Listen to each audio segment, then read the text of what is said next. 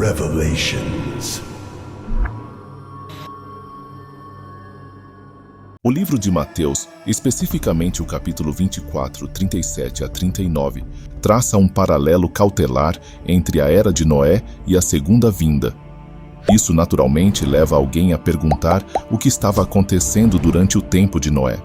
O período conhecido como os dias de Noé é caracterizado não apenas pela conhecida história de chuvas torrenciais e uma arca, mas também pelo surgimento dos Nefilim. Esses seres nasceram da união de entidades celestiais, frequentemente referidas como os filhos de Deus e mulheres terrenas. Esse evento sem precedentes levou ao surgimento dos Nefilim, que eram poderosos e significativos na formação de um mundo à beira da decadência espiritual e moral. Um mundo de homens poderosos, imaginações malignas e uma maldade avassaladora. A Bíblia destaca a figura de Enoque, a sétima geração de Adão, que andava em retidão. Enoque, um profeta, é mencionado no penúltimo livro da Bíblia, o livro de Judas. Neste livro, Judas faz referência a uma profecia de Enoque, sublinhando a profundidade de sua visão espiritual e sua importância na narrativa bíblica. Judas 1, 14 e 15 diz: Enoque, o sétimo a contar de Adão, profetizou acerca destes, dizendo: Eis que veio o Senhor entre suas santas miríades, para executar juízo contra todos e convencer acerca de todas as obras de impiedade que impiamente praticaram e acerca de todas as palavras insolentes que ímpios pecadores disseram contra ele. Enoque, o homem que andou com Deus antes do dilúvio. Enoque, o homem que caminhou com Deus e foi removido, pois Deus o tomou para si. Enoque, o homem que nunca morreu. Enoque, o pai de Matusalém, o homem mais longevo mencionado na Bíblia. Enoque, o homem que está listado na genealogia de Jesus Cristo no Evangelho de Lucas. Enoque, o homem que é reconhecido em Hebreus 11:5 por sua fé, como alguém que agradou a Deus e foi arrebatado para que não visse a morte. Enoque, o homem que viveu 365 anos antes de ser levado por Deus, conforme mencionado em Gênesis 5:23. Este homem, uma figura solitária, viu 5.000 anos no futuro e testemunhou a vinda do Senhor Jesus Cristo com dezenas de milhares de seus santos, como Rei dos Reis e Senhor dos Senhores. Ele é representado como vindo para executar julgamento. Alguns grupos atribuem a este profeta a autoria do livro de Enoque. Este livro é considerado por alguns como uma representação autoritária e precisa do mundo antes do dilúvio, conhecido como o período antediluviano. Embora eu pessoalmente me apegue apenas à Bíblia como minha fonte de verdade absoluta, há aspectos no livro de Enoque que se alinham com a Santa Bíblia. O 6º capítulo do livro de Gênesis oferece uma visão significativa do período antediluviano, os dias antes do dilúvio descritos em Gênesis 6, 1 a 4. Os Nefilim são introduzidos em meio a uma crescente maldade na terra, antes do grande dilúvio. O texto narra como os filhos de Deus encontraram as filhas dos homens bonitas e as tomaram como esposas, gerando descendentes conhecidos como os Nefilim, frequentemente caracterizados como gigantes ou poderosos guerreiros antigos. Antes do dilúvio, o estado era de caos e desordem, com os anjos abandonando seus lugares legítimos. Houve notáveis perturbações na terra e no reino espiritual durante aquele tempo, conforme descrito em Gênesis 6. No versículo 18 lemos: E aconteceu que quando os homens começaram a multiplicar-se sobre a face da terra e lhes nasceram filhas, os filhos de Deus viram que as filhas dos homens eram formosas, e tomaram para si mulheres de todas as que escolheram. O Senhor anunciou que seu espírito não contenderia eternamente com o homem, pois este também é carne, mas seus dias seriam limitados a 120 anos. Naqueles dias, gigantes habitavam a terra, resultado da união entre os filhos de Deus e as filhas dos homens. Esses descendentes tornaram-se homens poderosos de grande renome. E Deus viu que a maldade do homem era grande na terra, e que toda a imaginação dos pensamentos de seu coração era apenas continuamente má. E isso entristeceu o Senhor por ter feito o homem na terra, e isso o afligiu em seu coração. Então o Senhor disse: Vou destruir o homem que criei da face da terra, tanto o homem quanto a besta, o réptil e as aves do céu, pois me arrependo de tê-los feito. No entanto, Noé encontrou graça aos olhos do Senhor. Estes foram os dias de Noé.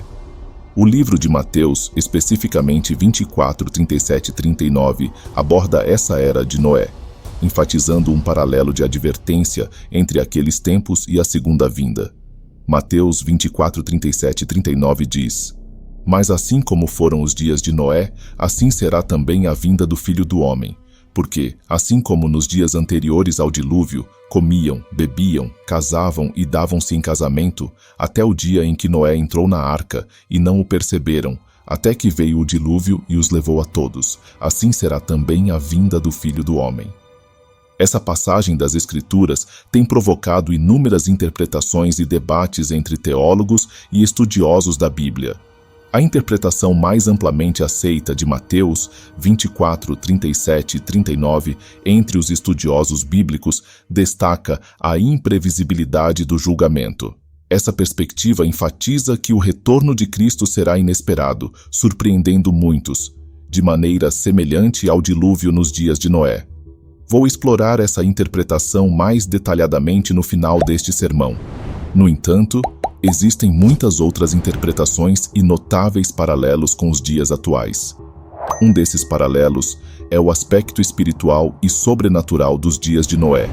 Há um aumento na atividade sobrenatural. Essa interpretação se concentra no aumento da atividade sobrenatural. A narrativa em Gênesis 6,14 serve como um lembrete contundente de um mundo tão dominado pela maldade que justificou a intervenção divina em uma escala sem precedentes.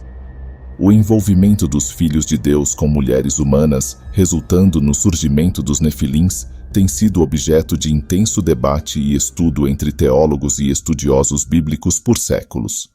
A ideia de que seres celestiais ou entidades espirituais poderiam interferir diretamente nos assuntos humanos, resultando no nascimento de uma raça híbrida, é tão intrigante quanto alarmante. Defensores dessa interpretação sugerem que a narrativa sobre o surgimento dos Néfilim não é apenas um registro histórico, mas também pode ter implicações proféticas sobre o estado do mundo que antecede intervenções divinas significativas, como o retorno de Cristo. Assim como o mundo antes do dilúvio experimentou um aumento na atividade sobrenatural e no mal, alguns argumentam que os tempos finais testemunharão um aumento semelhante nas influências e ações demoníacas. Outras passagens nas Escrituras que apoiam essa interpretação também falam de um aumento na atividade sobrenatural e no mal nos últimos dias. 1 Timóteo 4,1 diz: Ora, o Espírito expressamente diz que, nos últimos tempos, alguns apostatarão da fé, dando ouvidos a espíritos enganadores e a doutrinas de demônios. O crescente interesse nos Néfilim, evidenciado pelo aumento no número de buscas no Google, reflete uma fascinação mais ampla da sociedade com o sobrenatural em uma era em que relatos de fenômenos inexplicáveis e de outro mundo estão se tornando mais comuns. As pessoas estão recorrendo a textos antigos e narrativas bíblicas em busca de respostas. Os Néfilim, seres misteriosos mencionados na Bíblia, representam uma conexão entre o terreno e o divino, o físico e o espiritual. Essa curiosidade é ainda mais alimentada por um aumento global em relatos de experiências sobrenaturais. Indivíduos de diversas culturas e origens afirmam ter encontros com entidades que não se encaixam em nossa compreensão do mundo natural. Tais relatos despertam intriga e um desejo de compreender o desconhecido, levando as pessoas a pesquisar temas como os Néfilim. Além disso, nossa era é marcada por uma crescente abertura ao sobrenatural na mídia popular, como filmes, livros e séries de televisão que frequentemente exploram temas envolvendo anjos, demônios e reinos espirituais, influenciando o interesse público. Atualmente, na Terra e em nossa nação, estamos testemunhando a influência do mundo espiritual neste mundo como nunca antes. Recentemente, houve relatos até mesmo de grandes grupos de pessoas avistando criaturas sombrias extremamente grandes. Isso sugere um aumento perceptível do que alguns acreditam ser poder demoníaco na Terra. Lembro-me de uma ocasião em que um ministro pregava sobre o aumento da atividade demoníaca. E ele falou sobre como, após pregar um sermão sobre esse assunto, um policial se aproximou dele. O policial disse: "Pastor, o que você está dizendo é tão verdadeiro. Sou policial, e as coisas que vejo em serviço surpreenderiam você. Sou o primeiro a responder a emergências, e algumas das coisas que testemunhei e algumas das situações que encontrei só podem ser explicadas pelo fato de um espírito demoníaco estar envolvido. Já vi objetos se moverem literalmente quando não havia ninguém lá para movê-los. Já vi enxames de moscas invadirem um quarto específico nas casas das pessoas, centenas de moscas. Já vi pessoas fazerem coisas com seus corpos que desafiam as leis da física. Há muitas coisas estranhas acontecendo neste mundo. Além disso, recebi chamados para lugares onde o ar parece pesado, como se estivesse carregado com uma presença invisível. Uma vez, cheguei a uma casa onde a família afirmava ouvir sussurros perturbadores à noite. No momento em que entrei, um arrepio percorreu minha espinha, uma sensação inexplicável de estar sendo observado. O que mais me preocupa é o impacto nas crianças. Tenho visto os pequenos falando em idiomas que nunca aprenderam ou demonstrando conhecimento de coisas muito além de sua compreensão. Durante os dias de Noé, seres espirituais exerciam influência sobre o mundo, o que deu origem aos Nefilins. O mundo dos Nefilins era caracterizado por decadência espiritual e degradação moral. Sua presença pode ter acelerado ainda mais o declínio com suas ações e as culturas que influenciaram, afastando a humanidade ainda mais de Deus. Em nossa era contemporânea, não podemos ignorar os vários sinais e manifestações de uma guerra espiritual intensificada. Relatos de possessões demoníacas, batalhas espirituais intensas e a influência pervasiva de entidades espirituais negativas na cultura popular parecem ecoar o ambiente pré-diluviano. A visão mais comum de Mateus 24, 37 e 39 se concentra na súbita chegada do julgamento. Essa interpretação carrega um profundo senso de urgência e é um lembrete sóbrio da natureza e imprevisível da intervenção divina. Ela estabelece paralelos entre os dias de Noé e o retorno eventual de Jesus, destacando que, apesar dos alertas, a humanidade tende a se tornar complacente e frequentemente se enreda em rotinas diárias e prazeres. Nos dias que antecederam o dilúvio, Noé se destacou como um farol de retidão, advertindo incansavelmente seus contemporâneos sobre a iminente catástrofe. No entanto, suas advertências caíram em ouvidos surdos. A sociedade estava profundamente imersa em buscas mundanas e zombava das advertências de Noé, descartando-o como um alarmista ou louco. Mas quando as chuvas começaram e as águas subiram, seus risos se transformaram em gritos de desespero. Nesse ponto, já era tarde demais. Os defensores dessa interpretação observam que Jesus, ao ensinar sobre o fim dos tempos, faz referência a essa narrativa, sugerindo que a história tem o hábito de se repetir. Assim como nos dias de Noé, haverá aqueles que ignorarão os sinais e optarão por permanecer cegos para o julgamento iminente. O retorno de Cristo, semelhante ao dilúvio, será súbito, pegando muitos desprevenidos. Isso serve como um lembrete tocante da natureza essencial da vigilância espiritual. Num momento inesperado, a história testemunhará novamente a inegável manifestação do julgamento divino. Essa visão sugere que, ao comparar sua segunda vinda aos dias de Noé, Jesus forneceu insights sobre o que esperar. Ele explicou que a vida continuaria com suas rotinas usuais, como comer, beber, casar e dar em casamento. Embora essas atividades possam parecer comuns, suas implicações em nossa jornada espiritual são profundas. Essa interpretação sugere que Jesus estava enfatizando o conceito de negócios como de costume na época de Noé. As pessoas continuavam com suas rotinas diárias, focadas em necessidades e desejos imediatos, ignorando o julgamento iminente. Da mesma forma, Jesus adverte que muitos estarão envolvidos em buscas comuns da vida, sem perceber a realidade espiritual se desdobrando ao seu redor. Esse paralelo também se aplica à morte. Há pessoas vivendo suas rotinas diárias hoje, sem saber que pode ser seu último dia, inconscientes de que em breve estarão diante de seu Criador. os negócios continuam como de costume para eles, assim como ninguém sabe quando deixará este mundo e entrará na eternidade. As pessoas também estarão inconscientes de quão próxima está a vinda do Filho do Homem. Os negócios continuarão como de costume nos dias de Noé.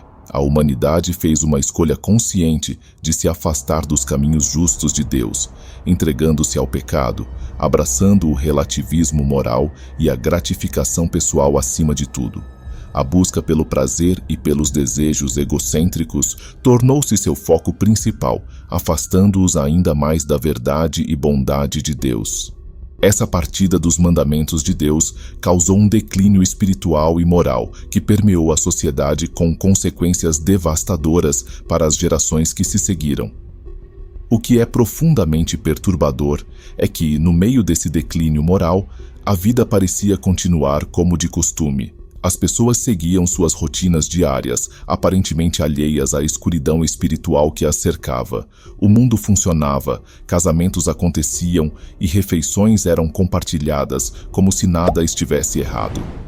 É um lembrete tocante de que a aparência de normalidade pode ser enganadora, nos levando à complacência e nos cegando para a realidade de nossa condição espiritual. Nosso mundo está cheio de pessoas assim, espiritualmente cegas, inconscientes de sua necessidade desesperada de um Salvador.